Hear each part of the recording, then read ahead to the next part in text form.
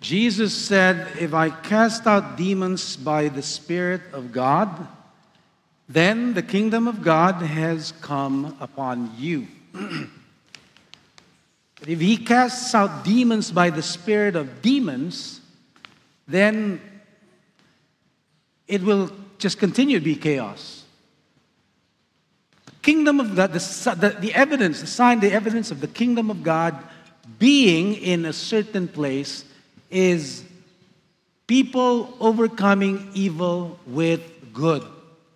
Not with evil, but with good, with the Spirit of God, with mercy, with forgiveness, with love.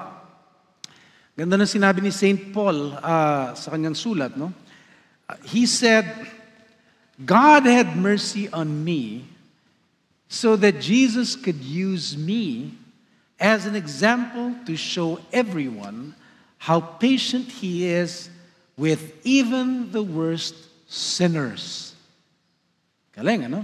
That others will realize that they too can have eternal life. God uses the foolish things of the world, the base things of the world, the rejects, those on whom people give up, those who society deems hopeless. Kaya tayo may capital punishment kasi ang tingin natin, ang ibang tao, wala ng pag-asa. Makakabuti sa mundo kung mabubura sila dito sa mundo na to.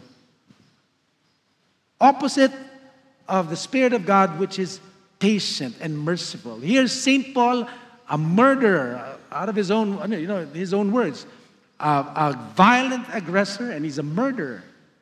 But God had mercy on him and used him. Very, very characteristic of our God. In Isaiah chapter 61, which Jesus quoted in Luke chapter 4, when he was in the synagogue. Remember, he was in the synagogue in Nazareth, and then he was given the scroll of the book, and he read out of Isaiah chapter 61. Sinabi niya, the Spirit of the Lord is upon me to free those who are prisoners, to encourage the brokenhearted, to set free those who are prisoners. The reason the Spirit of the Lord is upon him is to do those things, to proclaim the favorable year of the Lord. Interesting, when he quoted it, he deleted one phrase. Sabi sa Isaiah, and to proclaim and to execute the vengeance of our God. When he read it, he deleted that. So, if we continue to read what Isaiah said, ang nangyari dun, the same people who were brokenhearted, who were prisoners, who were captives, who were oppressed, the same people God restores. He restores them and converts them into the repairers of the breach, into people who would be used as instruments to also reach out to others so that God may have mercy on them as well and set them free and encourage them and just proclaim the favorable year of the Lord to them. Mind you, itong mga tao na to, yung mga oppressed, yung mga prisoners, yung mga tinatapak-tapakan, they're not merely victims. They are that. They're victims. But in their oppression, people react. People do things, unlawful things. You know, when Jesus as light came into the darkness was not just, kawawa naman kami, we're in the darkness. No. People were in darkness, and because they're in darkness, they do evil things. Things that are offensive to God. Sins. Ganun yung nangyari kay St. Paul. Ganun nangyari sa mga Israelita. Mga Israelita, pumapatay din ng mga nag-oppress sa kanila, di ba? And they do unjust things according to what society views, no? But God is patient with them. And that's who He is. He turns evil to good, right? We know God causes all things to work together for good, including people we think are hopeless. I remember, palagi itong sinasabi noon, narinig natin to, no? Our bishop in Europe, who's, they're flourishing in Europe, they're proclaiming the gospel of God there. He enrolled in a certain class, and he was younger, many years ago. He enrolled in a certain class, tawag natin doon CTC, Christian Training Center. At sinabi sa kanya nung head nung ministry na yon na wala kang kinabukasan, sorry you have no future. That's how man sees things. Ma-offend tayo ng konti, makakita tayo ng konti minsan marami, na kapintasan sa isang tao, para sa atin, wala na tayong pasensya.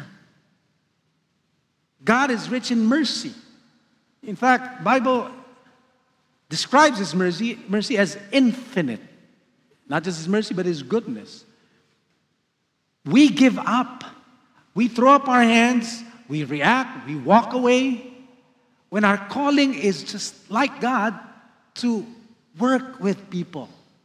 And have mercy on them. Because He had mercy on us. And He uses us.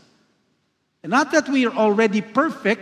He had mercy on us, converted us from where we were before. Sabi ni St. Paul, you were in sins before. God has had mercy on you. Now, He's using you for the kingdom of God. Hindi ibig sabihin ng perfecto na rin tayo. Pumapalpak pa rin tayo. But God's mercy always abounds. It's infinite. Where sin abounds, His grace abounds even more. And that's our calling also. Calling natin yun. Kung tayo kinaawaan at hindi nawalan ng pag-asa sa atin ng Panginoon, dapat ganun din tayo sa iba. Diba? Realizing maybe we're worse than them. It's a possibility, no?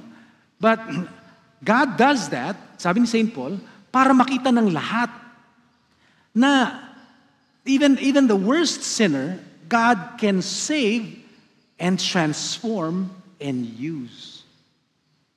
Even the worst sinners. Sabi ni St. Paul din sa isang sulat niya, God considered everyone, which is the truth, everyone to be disobedient so that He could show mercy on all. And I can relate with what St. Paul said. I really can.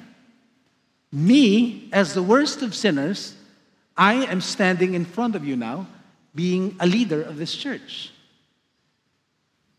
I don't know what God was thinking. I don't know what He was thinking. But His infinite goodness and mercy is unfathomable. It is like, yesterday it was the feast of the Holy Trinity, right?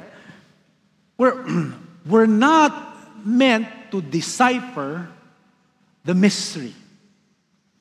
We're meant to be awed by it and to pattern our lives after the example that is in front of us. Trinity is a community of love. In my sermon yesterday, and somebody pointed this out to me, sabi niya, I appreciated your sermon kasi hindi theological, hindi academic, hindi mo explain, hindi mo sinubukan explain yung dynamics inside the Holy Trinity, their relationships, their nature. Well, their nature simply is love. It's a community of love, and that love just overflows that it can't help but create objects, creatures, so that they can be recipients of the overflowing love of the Trinity. At yun ang natin, ang calling natin is to follow that. Not to decode it, not to try to, understand. We understand as much as we can. But by faith, follow. Don't analyze. We don't, I'm not saying don't use our brain, but sabi nga ng isang French mathematician and theologian, by the name of Blaise Pascal. Yung mga nag-engineering dito, mag-philosophy, kilala niya, no? Sabi niya, the heart has reasons of which reason knows nothing of. The heart has reasons of which reason knows nothing of. Minsan, we operate, we walk in, and are guided by our heart, not our minds.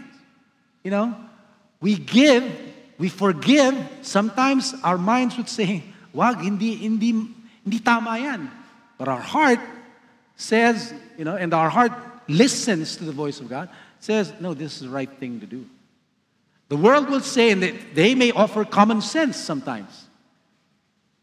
But the heart has reasons of which reason knows nothing of. That's what we need to do. Some people cannot forgive other people. Why? Because they're guided by their minds, not their hearts. Some people don't give because they think, mawawalan ako eh. If you apply simple arithmetic, pag nagbigay ako, kukunti yung sa akin. But the heart has reasons of which reason, mathematical, arithmetic, or otherwise, knows nothing of. We should be guided by that same Spirit. So, understand that we should not give up on anyone, but realize that they're a work of God. And, you know, like St. Paul said, again, who are we to judge the servant of another? To his own master, he will stand or fall. And he will be able to stand because his master is able to make him stand. May our mercy be like that of our God, because we have received it. Freely we have received it, freely we are to give it.